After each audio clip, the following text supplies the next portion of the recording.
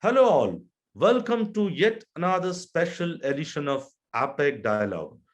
You must be aware about that APEC Dialogue is a platform where we have a tete a tete with the leaders that can be from governance, that can be from industry, that can be from enterprise, that can be from startup ecosystem. And today we have a special guest who is joining us from US. He's the CEO of Zappos, and Zappos is a leader when it comes to leveraging AI for critical event management. We have with us the CEO of Zappos, Mr. Sunil Gupta.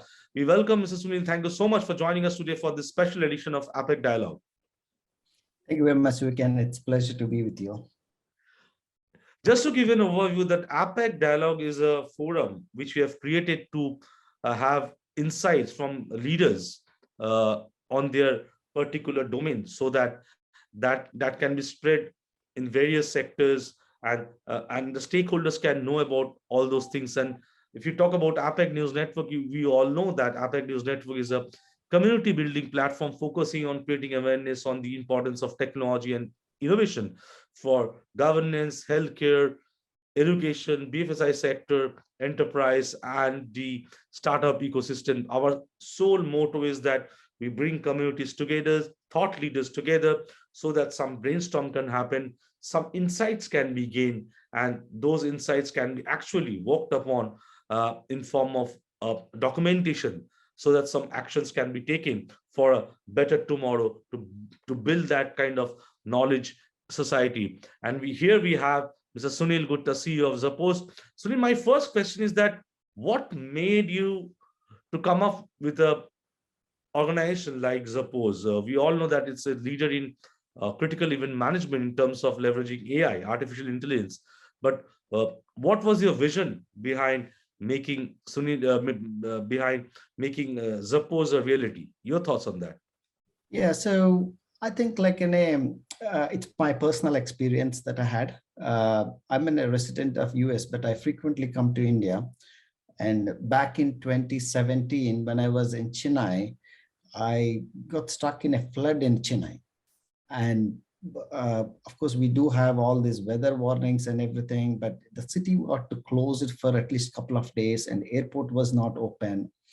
And the same situation happened a year later in Hyderabad. And a similar kind of situation started to happen in elsewhere in the world. Even then, US is in a technologically most advanced, but there are some weather events like tornadoes and all we still can't predict properly.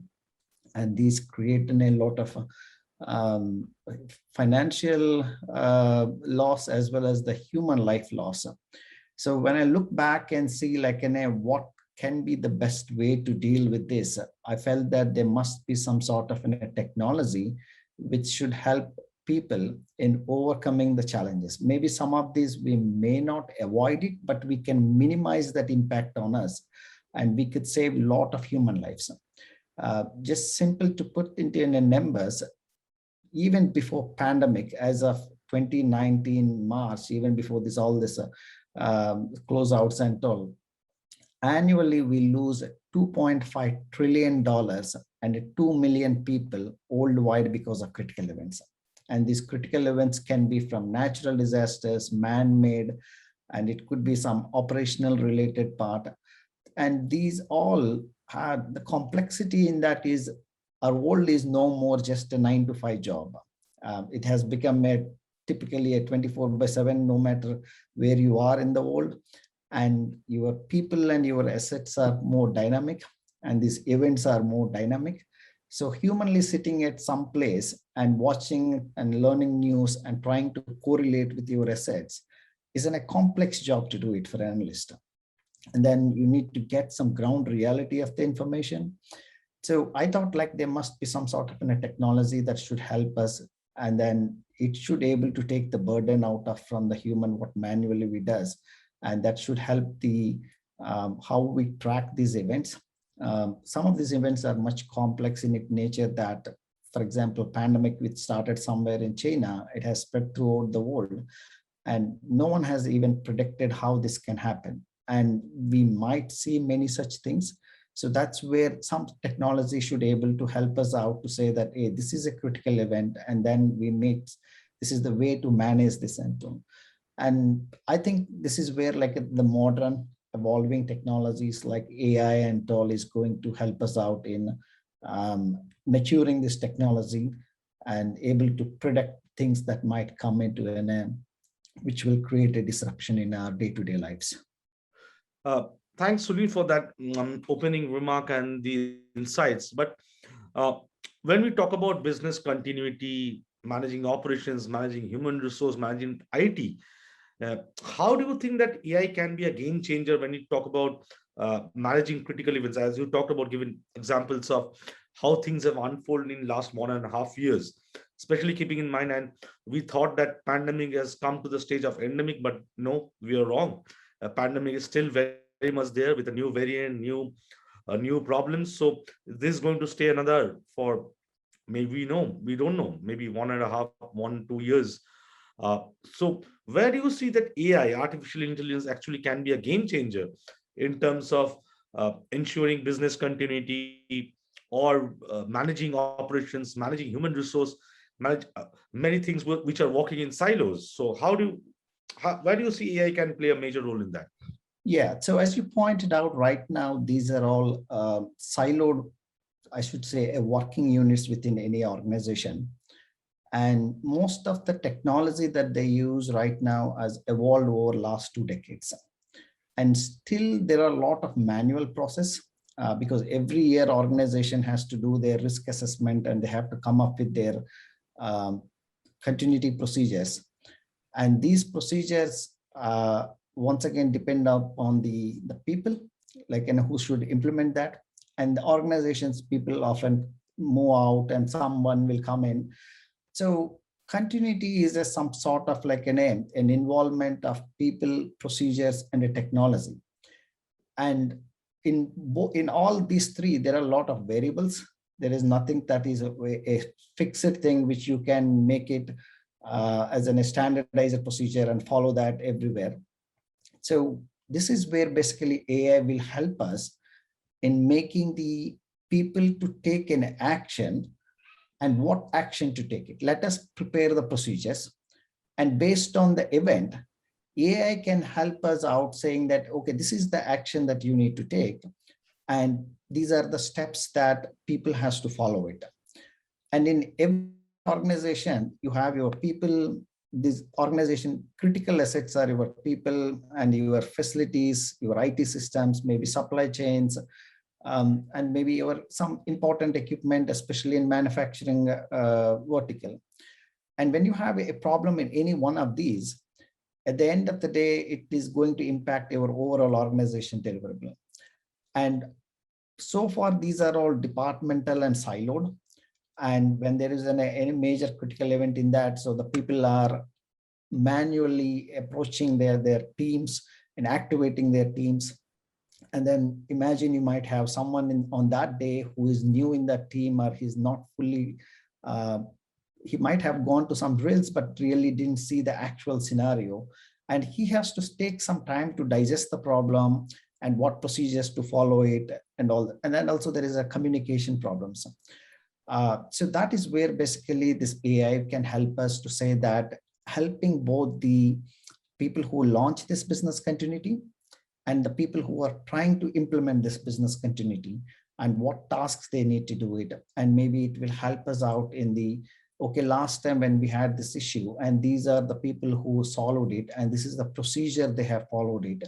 And it will aid it in assisting that person on duty to reach it out to the other people. The communication and collaboration is most important at that time. And also it gives a common operating picture to the rest of the teams. So the remaining other teams should know that, okay, this event is happening, so that there might be some a downstream trickle down impact on other departments. And from executive purpose point of view, they should know like how much time this event might go and whether it become a crisis kind of situation. Do they need to do any PR when they need to inform the customers? So this is right now, since it's been a siloed part of it, humanly, it is not possible to keep an eye on everywhere what is happening it. And collecting this data itself is another challenge from an engineering point of view. This data is very unstructured And this is in a very, I mean, it's siloed first of all, and then if you aggregate it, it's just going to overwhelm any human being. So that's where AI can understand this data behind the scenes. And then we practice the AI saying that when this critical event happened, and if this is the asset, then these are the proper standard procedures that you need to follow. And then AI can start that activating the response team and informing them what tasks they need to do it. At the same time, it reduces the burden on them. It gives them exactly the clear message to them and what they should do it. And at the same time, it keeps the rest of the people who should be aware of it, bringing them into a common operating picture. And I think with the technology that we have now in the advances that we saw in AI, from natural language perspective and text to speech and vision, my perspective so far, we are using this. We saw like the cars being autopiloted cars. So that means the vision has come to a point where it can drive it. So why can't it solve the problem of a critical event? So you know like where a particular maybe a storm or something is coming, and you have a cell towers which can give you the people who resides that, so that it can take an action on informing them when that storm can hit and which parts of the people, maybe what part of the areas in that geography can hit it. And it can help the people from the response teams to where they can concentrate on what messages they need to send. So it's in a very broad area where AI we can leverage it. And that's where all this new technologies, that emerging technologies, can help us out in the coming up to and managing these critical events. Right. Sunil, I'll come to your focus areas for the India market and everything. But before that, I just want to gain knowledge from you that when we talk about critical event management and leveraging emerging technologies like AI, what is the scenario, global scenario? What are the best practices happening in global, in the world all over? Or do you think that world is yet not ready to leverage this kind of technology for critical event management?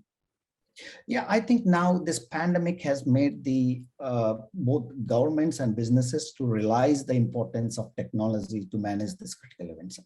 And recently, World Economic Forum has interviewed the Fortune 500 companies on what they think are the major critical events they may face in the near future.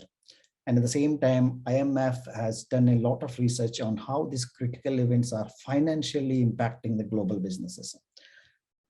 Even, I mean, we don't have these numbers so far where people has not really put through this. At least after the pandemic, the research that IMF have done, it has put through on the top 10 economies, we lost an average of, at least because of this pandemic, these numbers are quite high. It's somewhere close to about $25 trillion, which is like a huge, it's like almost as big as two biggest economies in the world. And even before this pandemic, we had somewhere around $2.5 trillion is what that IMF has come up with. And now most of the Fortune 500 executives, the organization resiliency is the topmost priority for them. And now people started to look into these things as it's not something like a one-time kind of in a business continuity that you plan it and then maybe when event happens. It's a continuation cycle of evolution. You need to move from a reactive to the proactive.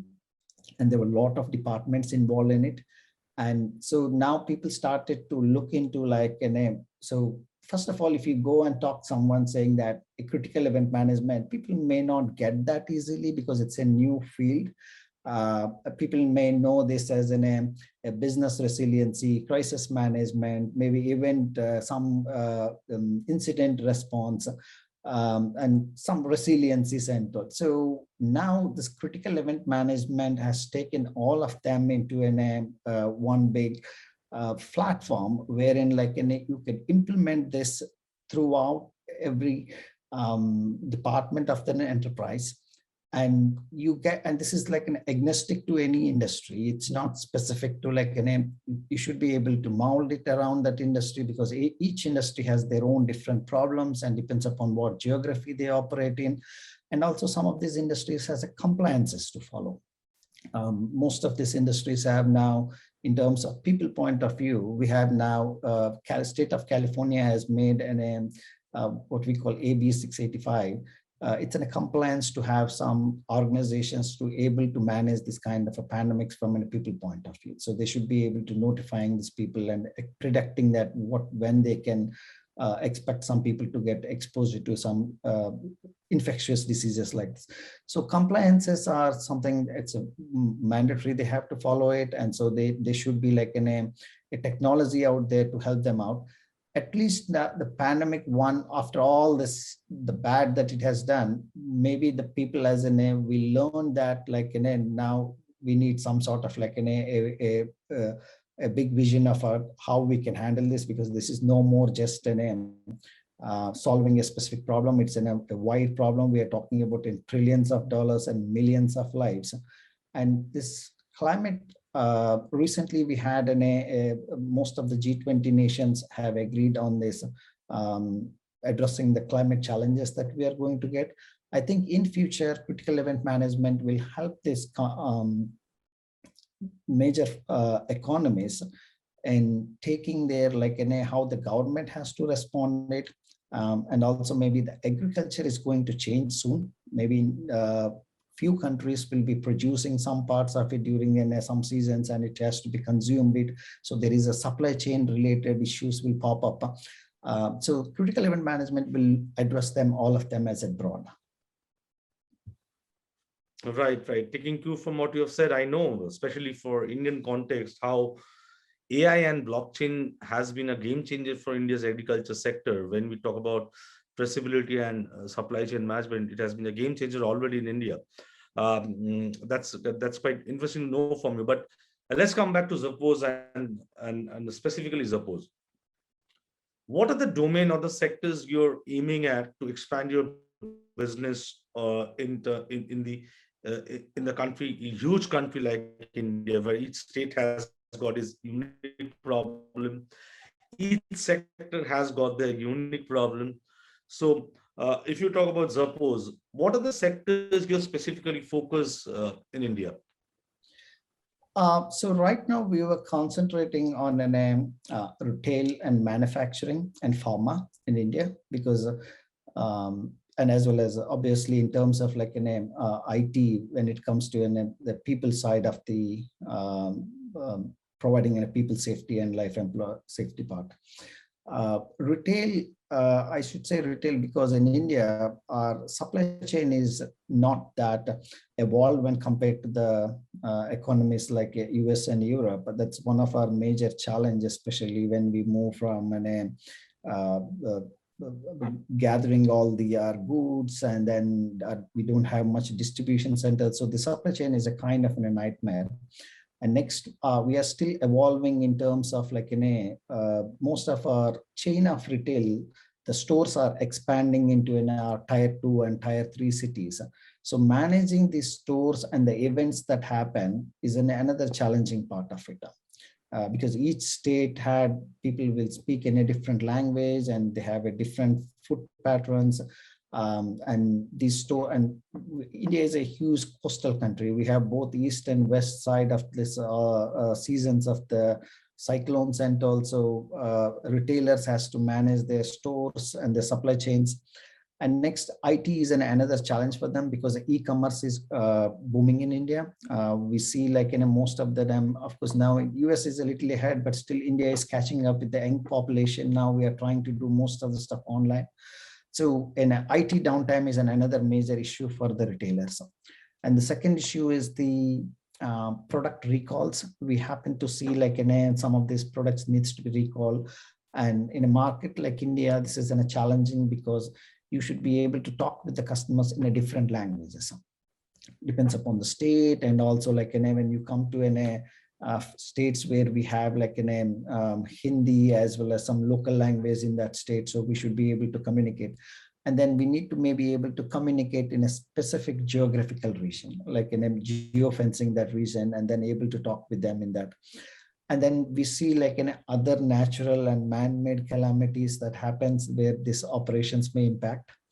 And then in the manufacturing sector, mostly we are seeing where a critical equipment failures.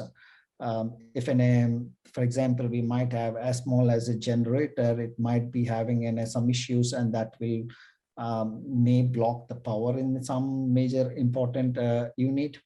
And then most of these manufacturing equipments are nowadays IoT enabled. So you don't need to do this preventive maintenances and all are much more predictable now. So you can gather the data from these IoT devices, and then you can mine the data, and then it can involve the maintenance engineer only when that equipment is malfunctioning, or maybe it might need some maintenance, preventive maintenance. So it reduces the effort of the one, you will have an uptime, and second, it reduces the manpower time that they spend on right now and going and checking everyday validations on those equipments. In India, especially in specifically these two sectors, we are paying much attention, but BFSI is another sector where we have a few clients up there. And then during this pandemic, healthcare industry has used as much. It has helped them a lot in, especially during our oxygen crisis. They could monitor their oxygen supply chain, and they can see where exactly that oxygen is.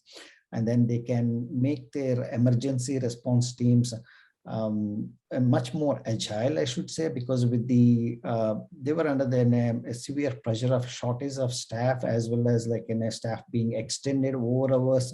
So managing their emergency response teams is a most important part of it. So they were not only dealing with pandemic, they have the rest of other problems also to deal with. So the shortage of staff is staff scheduling and involving the people at the right time. And then the IT. One major challenge for the IT is the cyber attacks during the pandemic time, because they know that IT is under the pressure, and we started to see a lot of cyber attack activity. So their IT teams are always on the toes, and as well as their other systems, like which are most of the Indian healthcare, the equipment has to come from outside the country. So when these ports are being blocked, some of this crucial equipment was not on time. So tracking that IT supply, once again, the supply chains that are coming from the overseas. So healthcare is the first sector which has taken the advantage of critical event management. Some of our Indian chain of hospitals could able to really see the advantage of it. And then second, the manufacturing is the another sector where they have taken the advantage of it. And now the retail is the third one, which they thought like, yeah, this is much more useful with the way our current retail challenges are. Right, right. Earlier statements, you talk about the resiliency factor as well. And when we talk about resiliency factor, apart from this 4 or 5 domains like manufacturing, BFSI, retail, and other things, when we talk about the urban ecosystem, the popular slogan in India for last 3-4 years has been smart cities. Yeah. But in last 1.5 years, I have been part of many webinars, many discussions, many forums, where the focus has shifted from building a smart city to building a resilient city of future because of the pandemic, because not most of our cities were or still are resilient enough.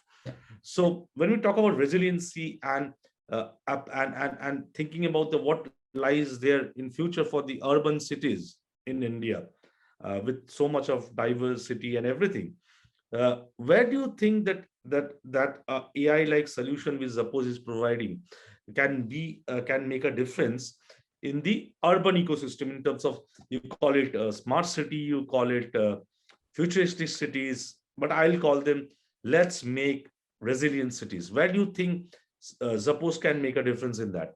Yeah, I agree with you. Like, I think like we should target for resilient cities than the smart cities. At the end of the day, the smart cities is kind of in a technology word, but what we need is a resilient cities. Yeah, so IoT is going to play a major role in this. It's not just the AI alone, because pretty much most of our new infrastructure the government is coming up is an IoT enabled, all the way from our street lights to our traffic cameras and everything. And few day-to-day challenges that we face in India are the traffic problems, and also the pollution related, and then our drinking water problems, and then security related.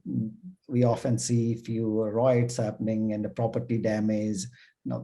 So the way critical event management will come into here is able to help the government agencies who are responsible of this managing the traffic and water and all. They can see in a real time, they can aggregate this data, and they can see in a real time information, and they can set thresholds like on a specific important junctions when the traffic has been blocked, and IoT sensors can immediately send the data, and they can activate their response teams to clear out the traffic, or they can identify the potholes or the maybe some damages on the bridges, which will then maybe it may not do in a traffic jam, it will slow down your traffic, and then other injuries to people. So it can identify them. They don't need to manually do that. They can sense this data, and then they can go and critical event management will help them out, like to launch the response teams as well as procedures.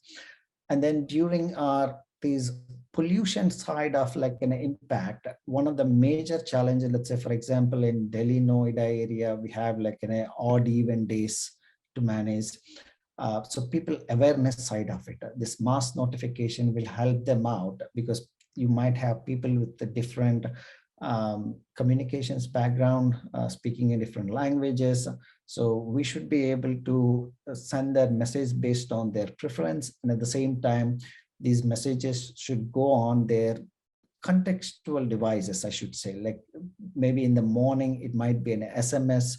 And if you are going in traffic, and maybe it's not the day that we should travel, so we should get a message only to that person, specifically personalized messages. And then during a critical emergency situations, we should be able to get like voice calls to inform the person. So there are numerous areas where governments can take advantage of it. And one area right now in India, even despite we have that National Disaster Recovery Organization, we are always behind when this climate major the natural disasters happen. We do see like in a flash floods, and also whenever we have these cyclones and all, the revenue departments being on the ground and communicating with some of their control centers far away. The lack of information, there is no common operating picture between the people who work on the ground and people who are managing these events. So the critical event management will bring them that the situational awareness side of it, as well as the common operating picture, and then they will have all the necessary tools on the platform to communicate with both the response teams as well as citizens. So these are the major what is to say the use cases that critical event management will offer to the public sector side of it, in making the what you in terms of like the resilient cities. And these are, I think, our cities at this point are existing tier 1 and tier 2 cities. It's a much needed, because these are crowded already. And as we evolve, we have a lot of population which is still in the rural areas, which needs to come to an urban side, and these problems will aggregate the things. So we need to start investing on not only just making them smart, even making them the resilient. No matter what problem it comes, people life should stay, and they that's, I mean, it should have a predictable nature of the a lifestyle, rather than reacting to some events. We should be able to more in at least having a much more information and making use of that information to our better purpose of the life. Right. When I was hearing you, it reminded me of the Union Urban Development Secretary of Government of India, who has been part of many forums organized by APEC News Network in last 1.5 years. And he was talking about how the integrated command control centers have made a difference in smart cities during the pandemic, to preempt, to manage, and do everything. And if you see the concept note of smart cities, I'm just taking cue from what you have said, that it's no more building smart cities. That's the focus should be building on resilient cities. If you see the document of smart cities of Government of India, there was a section called telemedicine. And till the pandemic has happened, I don't think most of the cities who are part of the 100 smart cities have ever thought of using telemedicine. But see, in last 1.5 years, how telemedicine have changed the ball game. Just taking cue from what you have said, I won't take much of your time. We have come to the end of this discussion. But before I conclude this interview, my last question to you will be, Sunil, what is your vision for Zappos? And that can be for India or globally. Where do you want to see Zappos 5 years down the line? So we are looking for like a resilient and a safer world. That's a bigger challenge, vision. And organizations should function 24/7, no matter what happens in the business segment. And we are more or less almost there. And it's a time to, what I should say, like make this technology a much more evolving, and at the same time it should be, people should be able to consume it easily. It's not just for the businesses of the Fortune 500 companies. It should come to a common man day-to-day life. So we were looking at providing this in a consumer side of the technology as well. As a common individual, as a citizen, I should be able to have a much more information about the safety and the continuity of the life. And then this technologies will keep on evolving from now to the next foreseeable future. The digitalization is going to evolve rapidly, and that will make the organizations to also adopt to this modern technologies. And also from a government's point of view, they should be able to provide this resilience, what is governance, as well as they improve the public safety and the life. Right, right. Thank you so much, Sunil Gupta, CEO of Zappos, for joining us for this special edition of APEC Dialogue, and giving us insight and to our audience insights about the various aspects of leveraging AI for critical event management, your focus sectors, and how AI can be a game changer in future, not only about present, but future, when we talk about creating that resilient ecosystem. That can be for manufacturing, that can be for supply chain, that can be for BFSI sector, healthcare, or for overall economic ecosystem of the country and world over. Thank you so much, Sunil Gupta, for joining us for this special edition. And I will tell to my audience that keep following APEC News Network in social media, and also try to get more insights by visiting Zappos website. So that will give you insights and also open up new avenues of collaboration. Thank you so much, Sunil. Thank you so much for joining us today. Thank you very much. Thank you so much.